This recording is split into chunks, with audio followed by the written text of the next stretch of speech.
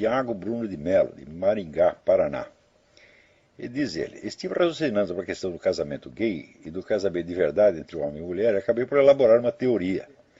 Daí diz ele: pensando que o casamento como conhecemos é baseado em três pilares fundamentais que são espécie, gênero e número. Todos os casamentos no mundo ocidental, diz ele, sem exceção, são constituídos por dois, número, seres humanos, espécie, sendo um deles do sexo masculino e outro do sexo feminino, gênero.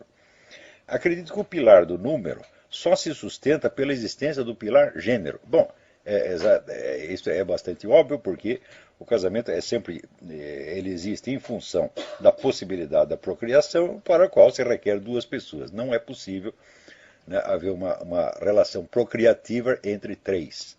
Inclusive, eu lembro que a própria restrição que o Tiago Bruno faz, que ele fala dos casamentos no mundo ocidental, nem isso seria preciso, porque onde existe a instituição da poligamia, se trata de casamentos separados.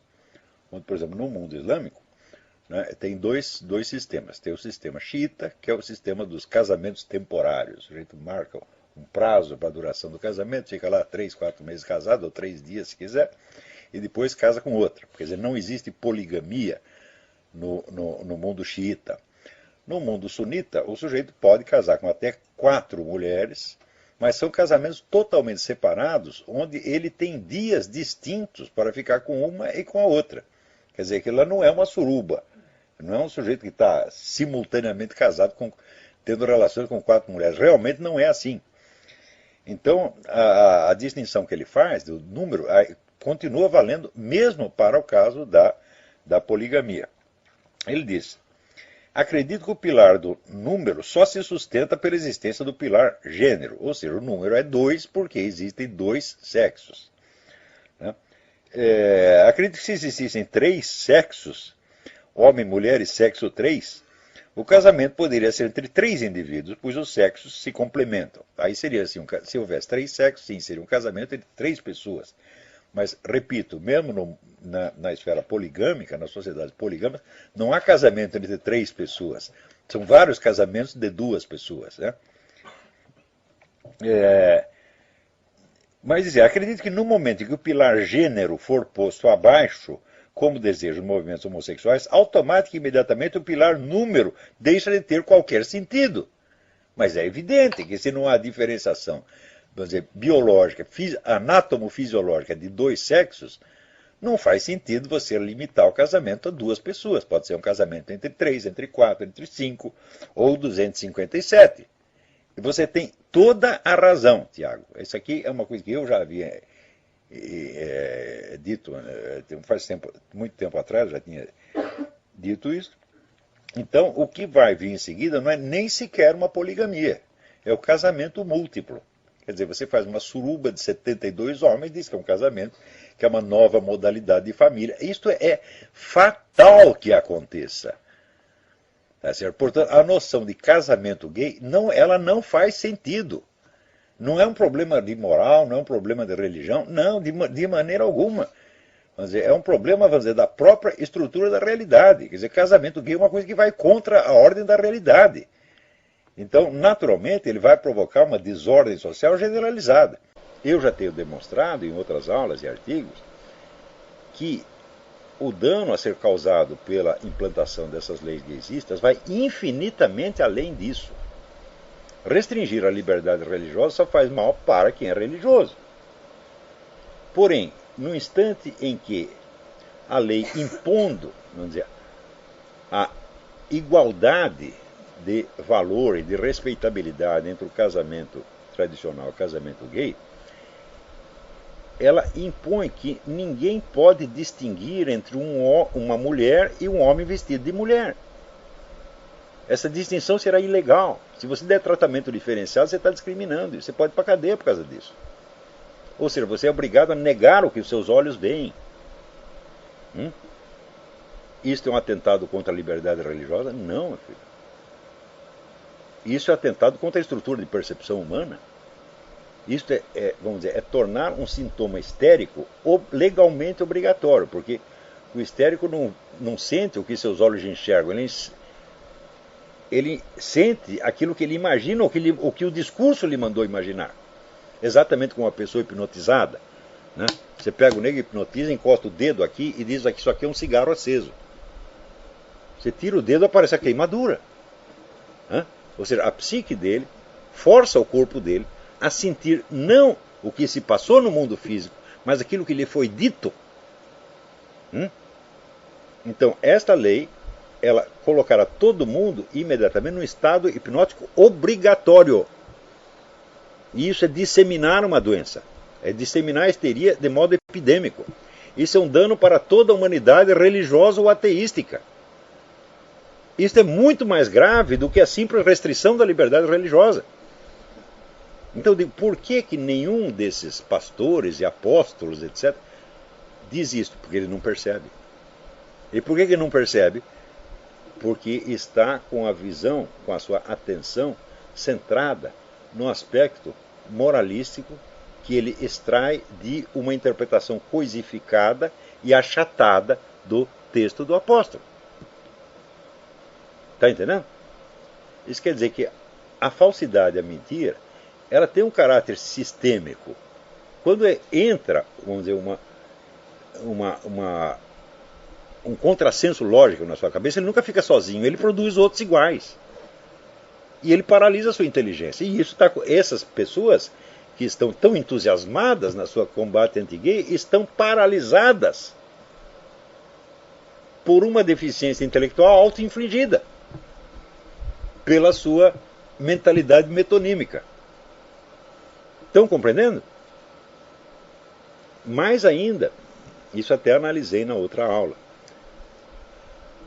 Quando, vamos dizer, o homossexualismo se impõe não como uma conduta que pode ser mais duradoura ou mais fugaz, né?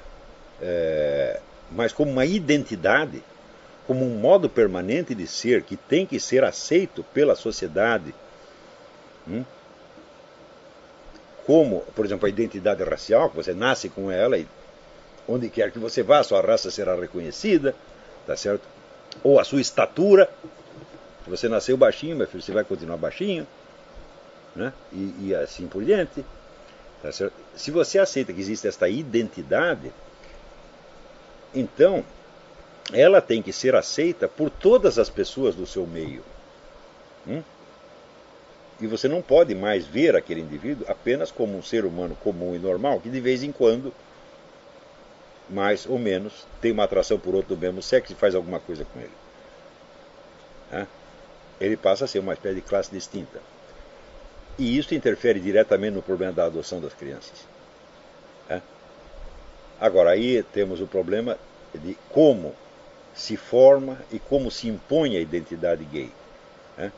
Veja, a identidade hétero, feminina e masculina, ela vem junto com a sua constituição anatômica. Você não precisa pensar nela.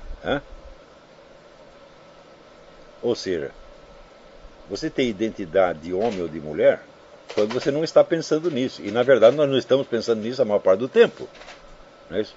Porém, a identidade gay só existe por meio de símbolos culturais criados, que têm que ser continuamente repetidos e reforçados para manter a identidade gay. Porque senão, o sujeito que é gay, se ele se despir de toda esta roupagem simbólica, você não saberá que ele é gay. Então ele não pode mais impor a sua identidade gay. Ele vai ser aceito apenas como uma pessoa, como qualquer outra. E isso ele não quer, ele quer ser aceito como gay. Então isso quer dizer que todos esses símbolos, por exemplo, há dois tipos de símbolos. Há aqueles que denotam a identificação com o outro sexo, que é o caso, por exemplo, dos transexuais, efeminados, cisses, como eles chamam aqui, etc, etc. E há, no caso dos homossexuais que não tem este componente vagamente transexual, tá certo? Digamos, dos homossexuais machos, que têm atração por outros machos, tá certo? Os símbolos têm que ser símbolos da atração. Ou seja, o indivíduo tem que estar o tempo todo mostrando que ele tem atração por outro do mesmo sexo. Senão ele perde a identidade gay. Isto quer dizer que, implantada esta lei, vamos dizer, os elementos teatrais da cultura gay se tornam obrigatórios, se tornam uma presença obrigatória na sociedade, interpondo-se entre o indivíduo percebido e a percepção natural que temos dele. Você está entendendo? Então, vocês viram, a confusão nesse debate é uma coisa que é terrível, trágica, e que está levando, vamos dizer, a causa gaysista a alcançar a vitória. Vitória que terá consequências devastadoras para toda a população, independentemente da sua orientação sexual, meu filho. Na hora que você ensinar as crianças, não, você não pode acreditar no que você está vendo, você tem que acreditar no que nós mandamos, na nossa fantasia, na nossa cultura, você destruiu a inteligência humana, meu Deus do céu. Tá certo? Assim como, né, por exemplo, durante o nazismo, ou durante o comunismo, você viu leis desse tipo. Não é isso? Por exemplo, se o sujeito tinha lá um amigo judeu, para ele é um cara como qualquer outro. Não, agora você tem que ver o judeu de uma maneira diferente. Porque ele é um conspirador, ele está roubando você. O cara fala, mas ele não está roubando nada. Mas se você dissesse isso, você era preso. Então você é obrigado a alterar a percepção da realidade para seguir o que a autoridade mandou. E isto é, vamos dizer, a justiça da rainha de copas, do Alice no País das Maravilhas. Primeiro a sentença e depois o julgamento. Não é isso? Então, primeiro corta a cabeça do sujeito e depois julga-o. Para dizer que isso não aconteceu, no comunismo aconteceu. O ex-ministro romeno da Economia, Mihai Manuilescu, foi assassinado na prisão e depois de assassinado foi julgado e condenado à morte. Então isso quer dizer que a justiça da rainha de copas pode acontecer e virar uma realidade histórica. E isso é claro que é um fenômeno em si infinitamente mais grave do que qualquer atentado à liberdade religiosa. A liberdade religiosa já sofreu restrições ao longo do tempo e sobreviveu a elas. Mas a total devastação da percepção humana, o que vai sobreviver? Então eles vão criar um mundo no qual simplesmente não vale a pena viver. Tá? Então, bom, eu acho que com isto nós podemos encerrar o assunto. Hoje eu não vou fazer a sessão de perguntas e respostas, porque já houve a entrevista, a conferência preparatória sobre o lançamento do livro e, né, o meu estoque diário de neurônios já acabou. Então, até a semana que vem. Muito obrigado.